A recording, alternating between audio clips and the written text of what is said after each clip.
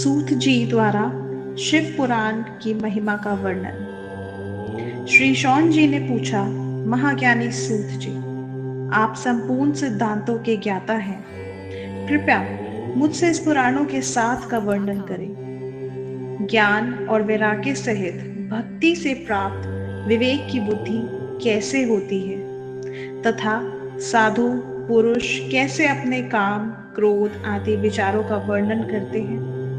इस कलयुग में भी सभी जीव आसुरी स्वभाव के हो गए हैं, अतः कृपया करके मुझसे ऐसा साधन बताइए जो कल्याणकारी एवं मंगलकारी हो तथा पवित्रता के लिए हो। हे प्रभु, वह ऐसा साधन है जिससे मनुष्य की शुद्धि हो जाए और उस निर्मल हे वाले पुरुष को सदैव के लिए शिव की प्राप्ति हो जाए।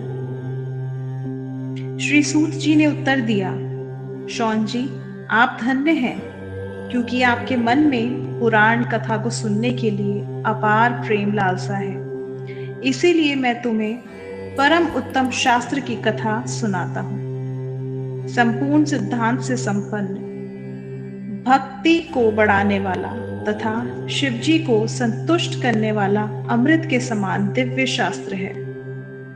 शिव पुराण इसका पूर्व काल में शिवजी ने ही प्रवचन किया था। गुरुदेव व्यास ने सनंत कुमार मुनि का उपदेश पाकर आदर पूर्वक इस पुराण की रचना की थी। यह पुराण कलयुग में मनुष्य के हित में परम साधना है। शिव पुराण परम उत्तम शास्त्र है। इस पृथ्वी लोक में सभी मनुष्य को भगवान शिव के विशाल स्वरूप को समझना चाहिए। इसे पढ़ना एवं सुनना सर्वसाधन है। यह मनोवांछित फलों को देने वाला है। इससे मनुष्य निष्पाप हो जाता है तथा इस लोक में सभी सुखों का उपभोग करके अंत में शिवलोक को प्राप्त कराता है। शिव पुराण में 24,000 श्लोक हैं, जिसमें 7 संहिताएं हैं। शिव पुराण परब्रह्म परमात्मा के समान गति प्रदान करने वाला है। मनुष्य को पूरी भक्ति एवं संयम पूर्वक इसे सुनना चाहिए। जब मनुष्य प्रेम पूर्वक इसका पाठ करता है, वह निसंदेह पुण्य आत्मा होता है। भगवान शिव विद्वान पुरुष पर प्रसन्न होकर उसे अपना धाम प्रदान करते हैं। प्रतिदिन आदर पूर्वक शिव पुराण का पूजन करने वाले मनुष्य संसार में संपूर्ण सुखों को भोगकर भगवान शिव के पद को प्राप्त करते हैं। वे सदा सुखी रहते हैं। शिव पुराण में भगवान शिव का सर्वस्व है। इस लोगों को परलोक में सुख की प्राप्ति के लिए आदर पूर्वक इसका सेवन करना चाहिए। यह निर्मल शिव पुराण धर्म, अर्थ, काम और मोक्ष रूप चारों पुरुषार्थों को देने वाला है। अतः सदा प्रेम पूर्वक इसे सुनना एवं पढ़ना चाहिए। शिव पुराण का दूसरा अध्याय।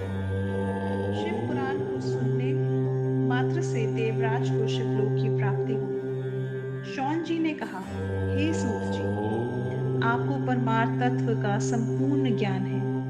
आपकी कृपा से, आपकी बताई हुई दिव्य कथा से आज हमने यह जान लिया कि इस भूतल पर कल्याण के लिए इस कथा को सुनना उत्तम दूसरा कोई साधन नहीं है। अब आप हमें कृपा करके यह बताइए कि इस पृथ्वी पर इस कथा को सुनकर किस प्रकार से पापी शुद्ध हो सकते हैं। सूत जी बोले, हे मुनि, इस पुराण के पठन अथवा ज्ञान से अवश्य ही पापी, दुराचारी और काम क्रोध में डूबे रहने वाले लोग शुद्ध हो सकते हैं। कुछ प्राचीन इतिहास का वर्णन मुनियों ने कुछ इस प्रकार से दिया है, जिसके श्रवण या पठन से पापों का संपूर्ण तरह से नाश हो जाता है। प्राचीन काल की बात है। एक नगर में एक ब्राह्मण रहता था, जिसका नाम देवराज था। वह ज्ञान के विषय में बहुत ही दुर्बल, दरिद्र और वैदिक धर्म से विमुख था। वह अपनी दिशा से भ्रष्ट हो गया था और वैश्यवृत्ति के कामों में लगा रहता था। उसे स्नान संध्या आदि कामों का ज्ञान नहीं था। वो हमेशा उस पे भरोसा करने वाले लोगों को ठगता था। उसने सभी लोगों के धन को हड़प लिया था और वह एक भी धन धर्म के काम में नहीं लगाया था। एक समय पर वह घूमता हुआ प्रतिष्ठान पर पहुंच गया था। वहां वह बहुत सारे साधु महात्मा इकट्ठे हुए थे। वहां पर एक शिवालय था। उसकी नजर में उस शिवालय पर पड़ी। उसको यह सब देखकर ज्वर आ गया, जिसे उससे पीड़ा होने लगी। इस शिवालय पे एक ब्राह्मण शिव पुराण कथा कह रहे थे। तब वो ज्वर में पड़ा हुआ ब्राह्मण भी उसे निरंतर सुनने लग रहा था। एक महीने के बाद वह ज्वर से अत्यंत पीड़ित होने लगा और फिर चल बसा। यमराज के दूत आकर उसे बलपूर्वक पाशों से बांध कर ले गए। तभी वहां पर भगवान शिव के पार्षद गण शिवलोक से आ पहुंचे। उनके स्वरूप का वर्णन इस प्रकार था। वह उज्जवल दिख रहे थे। उनके हाथों में त्रिशूल थे। उनके अंग भस्म से उत्सित थे। उनके गले में रुद्राक्ष की मालाएं थी।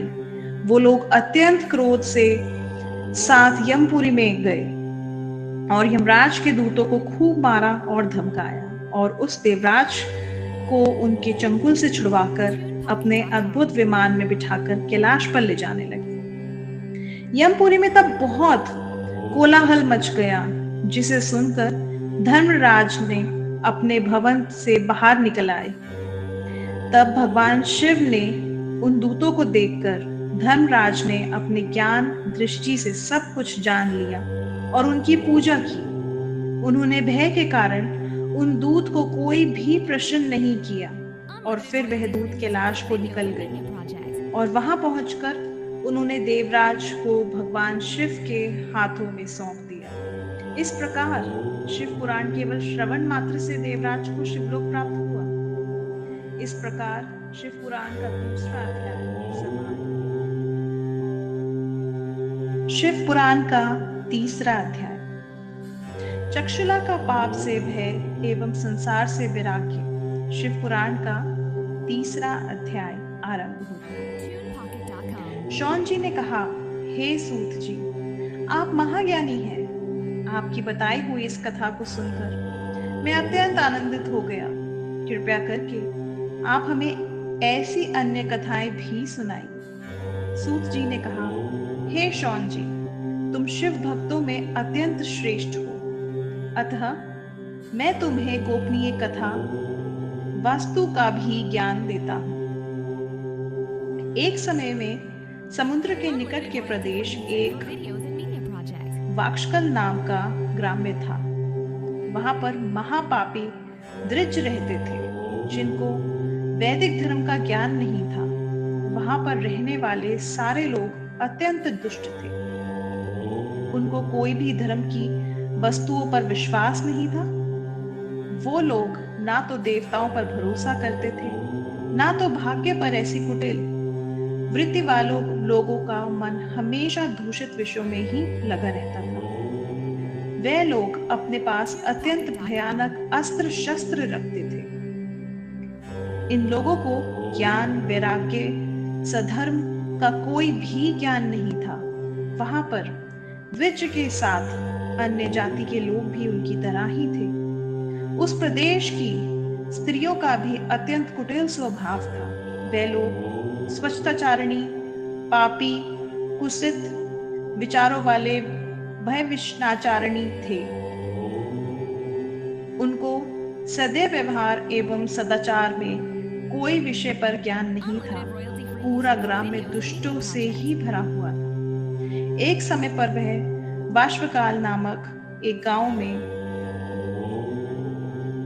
बिंदुगुद नाम का ब्राह्मण निवास करता था।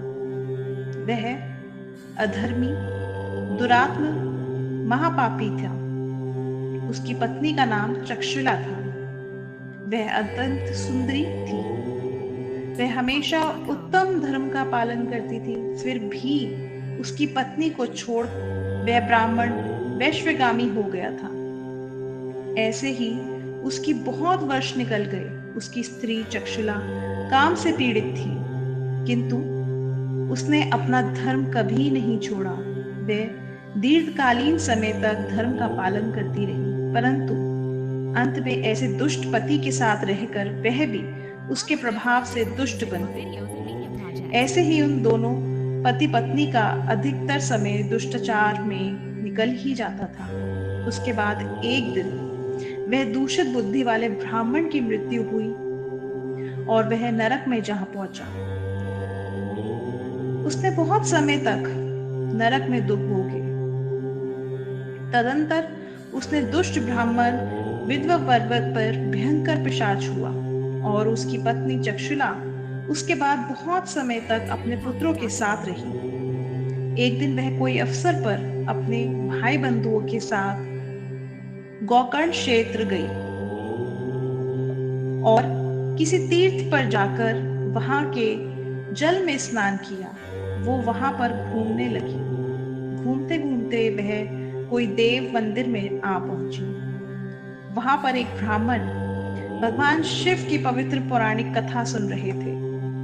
चक्षुला ने भी वह कथा सुनी। ब्राह्मण कथा सुनते समय कह रहे थे, जो स्त्री या पुरुष के साथ व्यभिचार करती है वह जब मृत्यु को प्राप्त होती है तो यमलोक में दूत उनकी योनि में जले भुने लोहे का पारित डालते हैं। ऐसा सुनकर चक्षुला भयभीत हो गई और कांपने लगी। कथा समाप्त होने के बाद सब लोग वहां से चले गए। तब चक्षुला ने उस कथा सुनने वाले ब्राह्मण से पूछा, हे ब्राह्मण, मुझे धर्म का ज्ञान तो नहीं है, अतः मेरे से दुराचार हो गया है। आज इस कथा को सुनने के बाद मुझे बहुत डर लग रहा है। मैं ये सुनकर भय से कांप रही हूँ। इस संसार में